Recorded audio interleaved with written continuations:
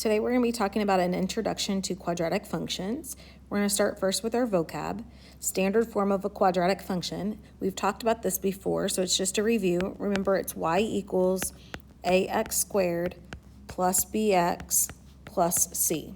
An example of that would be y equals x squared minus 6x plus 9. Remember, a, b, and c are just numerical values.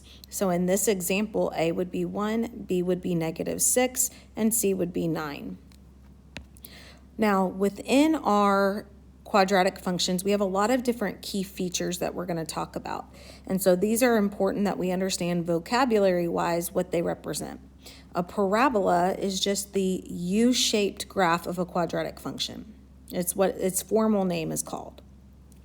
A vertex is the maximum, or it could be a minimum point on our graph, okay? This is always going to be written as an ordered pair of x comma y. Now, I'm going to start a little graph out here to this side. So if I draw, this is going to be my y-axis, this is my x-axis, and I'm going to draw just a parabola. So we're going to say, there's my graph. Now on this graph, the vertex is going to either be the very bottom point or the very top point of this parabola.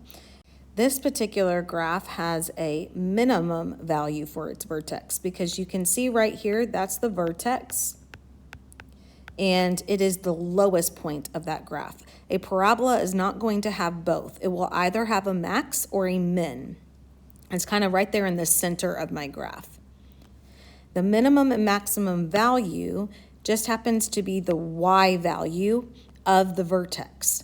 It's always going to be written as an equation of y equals a number. So over here on my graph, again, this is a minimum because it's the lowest point of my graph. And I would always write it as y equals whatever this y value is. All right, my next vocab word is an axis of symmetry. This is just an invisible vertical line that's going to split our parabola in half.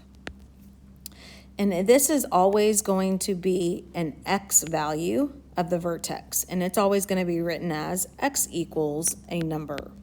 So looking at my little diagram over here, my axis of symmetry is a visible vertical line, so we do it as a dashed line that goes right down the center of that graph. So in this particular example, it's going right down that y-axis. It's going to make it a mirror image on both sides of that for the parabola. So right here, this is my axis of symmetry, and it's always written as x equals whatever x value it hits right here. Now my last vocab word is zeros, roots, and solutions. Those all mean the exact same thing. This is where your graph touches or crosses our x-axis. Now, zeros, roots, and solutions are always written as a number only, nothing else. But if it refers to it as an x-intercept, because that also is the same thing, we typically write that as, remember, a number, comma, 0. An x-intercept is an ordered pair. So I only write it as an ordered pair when I see this word intercept. If it just says 0, root, or solution, I just take whatever that number is, and that's what I get. I don't need the comma 0. So back on this graph right here, my zeros, roots, or solutions would be these two right here.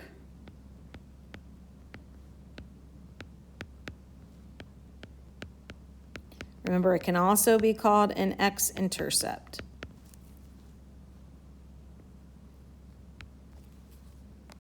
So I'm going to practice doing this one more time. I'm going to label on this picture that we've provided you. I'm going to start first by labeling my vertex. Remember, this is a maximum or minimum point on the parabola. On this particular one, here is my vertex right here.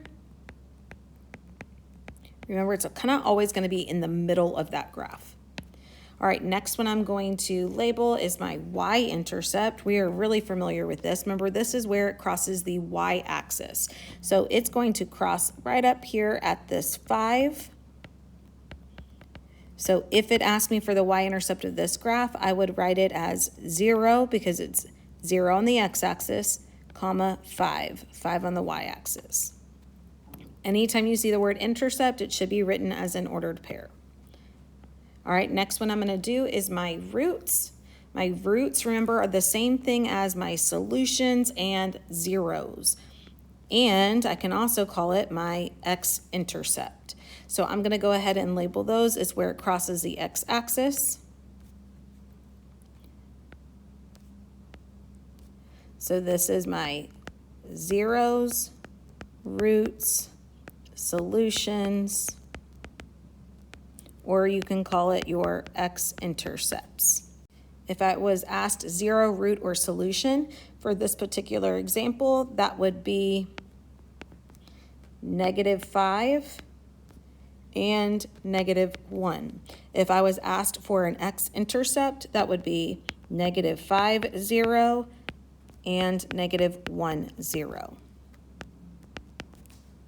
And then I have my minimum or maximum. That is going to be at the y value of the vertex, so that's going to be right here, and that's at a y value of -4. So I can say that is y equals -4. And then last, I have my axis of symmetry. Remember, this is an invisible vertical line that cuts my graph in half. And so if I draw that in, it would go right down through that vertex. And it is always an x equals equation. So for this particular one, remember, it's where it crosses the x-axis. So it's x equals -3. All right, now that we have labeled the parts, I'm going to look at the comparison of a minimum and maximum. This first picture right here, you can see that this vertex is the lowest point. So a lowest point is always going to be a minimum. On the picture right underneath, you can see that the vertex is the highest point of this graph. Anytime it's the highest point of the graph, that creates a maximum. All right, now there's 3 different types of root solutions or zeros. You can either have, like this first picture, no solution, because that graph or that parabola never crosses this x-axis. It never even touches. Okay, so I'm just going to write does not cross or touch the x-axis.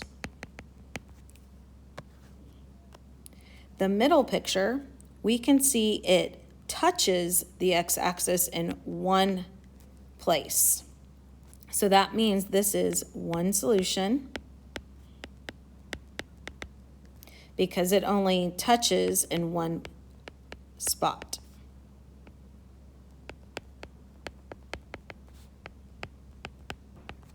Now my last picture, I'm going to scroll down. My last picture, you can see that this parabola hits in 2 places. So this is going to be an example of 2 solutions. And that's because it crosses the x-axis twice. So if it never touches or crosses, that's no solution. If it just touches it, that's one solution, and you'll only have one answer. And if it crosses through it in more than one place, that would be an example of 2 separate solutions. All right, now that we've talked about the pieces and the parts of a parabola, now we're going to actually focus on graphing a parabola. So I'm going to walk you through the steps here. Step 1, we're going to ensure that our equation is equal to y or f of x. We need it in that form in order to be able to do the next step. Once we have it in that form, we're going to plug it into the y equals button on our graphing calculator, or we can use Desmos. We're going to then click second, then graph to pull up the table of values. We're going to find the vertex on the calculator by finding the y value that's actually surrounded on either side by the same value. So it's kind of like sandwiched in between. And then we're going to fill out the table with our vertex and 2 points above and below the vertex for a total of 5 points on our graph. Bare minimum, you have to have 3. All right, so we're going to practice that. Look at number 1. It's already in the form of y equals.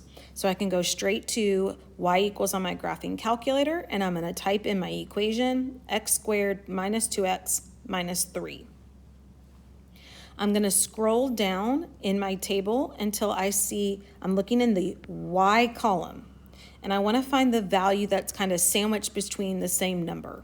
And hopefully you'll notice that that is the y value of -4. If I look above that, I have a -3. And if I look below that, I also have a -3. So you can see it's kind of sandwiched in between a mirror number. So that -4 has an x value of 1. The -3 has an x value of 0, and the other -3 has an x value of 2.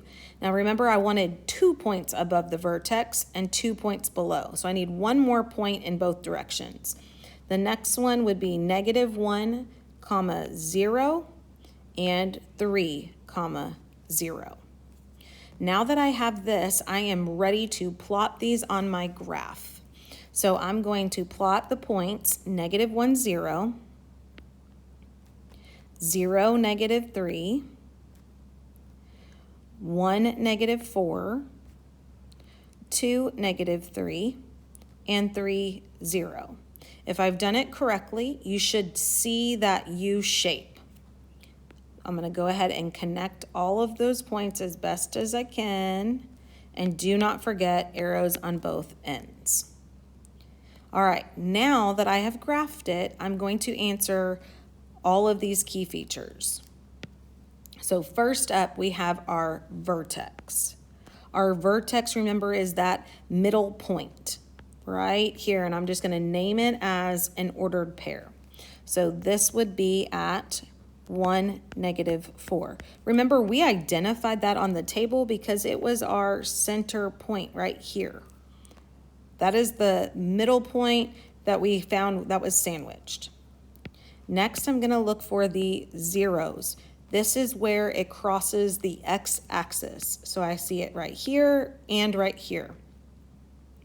Remember, anytime it says zeros, I can just name the numerical value, the x value. So that would be -1 and at +3. Now, if I was looking at solely the table, you can spot the 0 because it's whenever y is 0. All right, axis of symmetry is next. Remember, this is that invisible line that goes right down through the vertex that splits my parabola in half. And remember, it is always written as a vertical line, which is an x equals equation. And it crosses through that x value of +1. It should always be the x value of the vertex every single time. All right, next up is my y-intercept. My y-intercept is where it crosses the y-axis. So I can spot it right here. Since it says the word intercept, remember it's written as an ordered pair. So that is at the value 0, -3. Now, if I was only looking at the table, I can spot the y-intercept because remember it is when x is 0. All right, looking at this graph, I can see that it bottoms out. That vertex is the lowest point of my graph. Therefore, this is a minimum. And it is a minimum at the y value. So that should be y equals -4. It should match the y value of the vertex always. Last two, and I didn't talk about these in the vocab section, and that's because they're not new vocab, is domain and range. If you remember, domain is referring to all possible x values. Well, these have arrows on both sides that tell me that my graph is going to continue getting wider to the left and the right, so that means my domain of this graph is all real numbers. My range, it should actually mirror this min or max value. The only difference is it should be an inequality. So it's still going to be at y and -4, but you can see that this entire graph is above that value of -4. So we're going to have a greater than or equal to -4. Again, this should always match. The only difference is it should be an inequality for range instead. All right, let's try another example like that. I'm going to start first with making sure my equation is in the proper form. You can see it already says y equals, so it's good to go. Go to your calculator, type in -2x² + 8, and hit second graph. Remember, I'm looking in this y column for a number that is sandwiched. Hopefully you see that value at 8, because above it is a 6 and below it is a 6. Remember, it's sandwiched right there. So I'm going to fill in the x values of those. That would be a -1,6, a 0,8, and a 1,6. Now I need 2 more points. One more above would be -2, 0, and another below would be 2, 0. I am ready to graph. Notice again, this is also a mirror image. That shows me that U shape. So -2, 0, plot a point, -1, 6. It's going to be all the way right up here at the top. 0, 8 is slightly off the graph, and that's okay. 1, 6, and 2, 0. And I'm going to connect the best I can. And don't forget, I'm going to add arrows to each end. Now I'm ready to identify my key features. First up, we have our vertex. That's this point right here. If I name it, we know that that's at 0, 8. Remember, I can also spot it because it's that middle point on my table. My solutions, remember this is the same thing as my x-intercepts. So it crosses right here and here. Since it doesn't say intercept, I don't need to write it as a point. That's at -2 and +2. Remember, I can also spot that because that's when y is 0. Axis of symmetry. Remember, that's that vertical line that cuts the parabola in half. So it's a vertical line, so it must be x equals, and it crosses through at the origin, which is 0. Remember, again, it should always match that x value of the vertex. Y-intercept, that happens to be the same point as my vertex. So that is at 0, 8. Since it says the word intercept, we know that it's an ordered pair. I can spot it on my table because it's when x is 0. Then I can see that this vertex is the highest point of my graph, so that makes it a max. It's at that y value of +8. And remember again, it should match the y value of the vertex. Last is domain. You can see that my graph is going to get wider to the left and right, so my domain is all real numbers. And my range, it should mirror that min or max value. And notice that my graph goes down from there, so that has to be a less than or equal to. You can also see that all my y values are less than or equal to that 8. All right, so now we're going to do a couple problems without a graph. How are we going to spot from just a table? And we've kind of been talking about that along the way, so hopefully it won't be too difficult. Vertex, I can spot because it's sandwiched in between. So that means my vertex right here is the ordered pair 0, -9. always written as an ordered pair. Axis of symmetry. Remember, this has to be x equals, and it's always the x value of the vertex. Min or max value. Now I can spot this because I look at this vertex and I say, is that y value the highest y value I see in the table, looking at just these values, or is it the lowest? It is the lowest, which means it must be a min, and it's a min at the y value of -9. Remember, that should always be the y value of the vertex.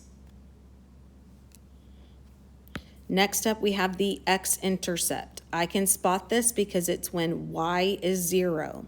I see 2 of them. Remember, that's the most you should ever have. You should never have more than that. You can either have no solution, 1, or 2.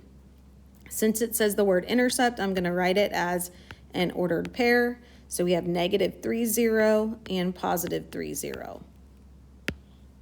My y-intercept, that's when my x is 0. Happens to be the same point as my vertex. My domain, we know that these parabolas that are open up and down are always going to have a domain of all real numbers. And my range, remember, it's going to look very similar to my min or max value. And the way I know this is if the -9 was a minimum, all my other values have to be greater than or equal to. All right, let's try number 2. Starting first with vertex. Do not always just assume that it's the point in the middle, because it may not be. All right, so my vertex right here is 2, 0. I knew it because it was sandwiched. My axis of symmetry has to be x equals the x value of the vertex. If it's a min or max value, this 0 is the smallest y value. So that is a minimum, and it's a min or max value at y equals 0. Remember, again, it has to be the y value of the vertex. Solutions, that's the same thing as my x-intercept. So remember, that's when y is 0. And since it only says solutions, I don't need it as an ordered pair. It's just 2. Remember, I can not have more than 2 solutions. My y-intercept, it's when x is 0. I should only have one of those, so that is at 0, 4. Domain, it's going to be all real numbers. And range, remember, it should match that min or max value. And since we're saying it's a min value, all the other values have to be greater than or equal to. So think about it this way. A min will make a greater than or equal to. A max will be a less than or equal to. All right, one more table. We have vertex, so we're looking for the one that's sandwiched. I can see it right here, so that means my vertex is this point at 0, 1. Remember, I said it's not always the middle. Axis of symmetry is written as x equals. It has to be the x value of the vertex. Min or max value. That 1 is the highest y value I see. So that is a max at y equals 1. Again, remember, it should always match the y value of the vertex. Roots, same thing as x-intercept. So it should be when y is 0. Now on this one, I can't spot it right off the bat. So we're going to do an estimation. If you think about it, we are looking for it to be 0, and it has to cross somewhere in between these two values because it passes from negatives to positives. So I'm going to assume it's somewhere between -1 and 0. So I'm going to estimate approximately -0.5. Same thing over here. I have another one somewhere between 0 and 1, so I'm going to estimate it as a positive 0.5.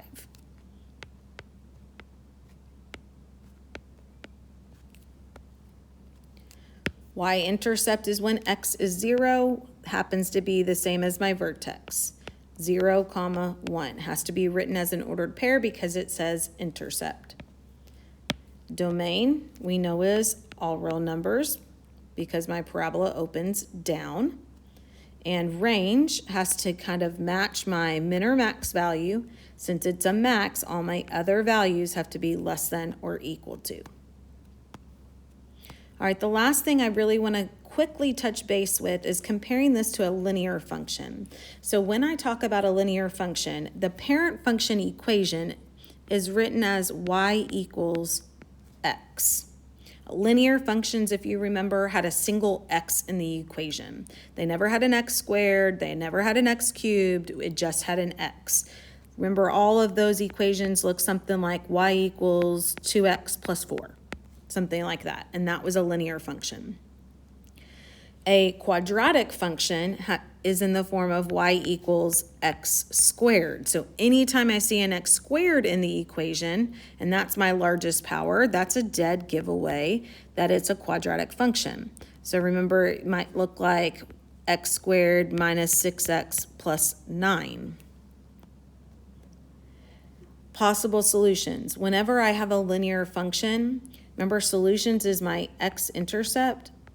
A line can only cross my graph in up to one place. But remember, if I have a horizontal line, it may never cross the x-axis. So we might have between 0 and 1 solutions. Whereas a quadratic function can have no solution all the way up to it crossing the x-axis in 2 places. So it can have up to 2 solutions. Remember, a linear graph is going to be just a straight line. It could also be a horizontal line. It can also be a vertical line. A quadratic is going to be a parabola, that U shape. It can be opened up or it can be opened down.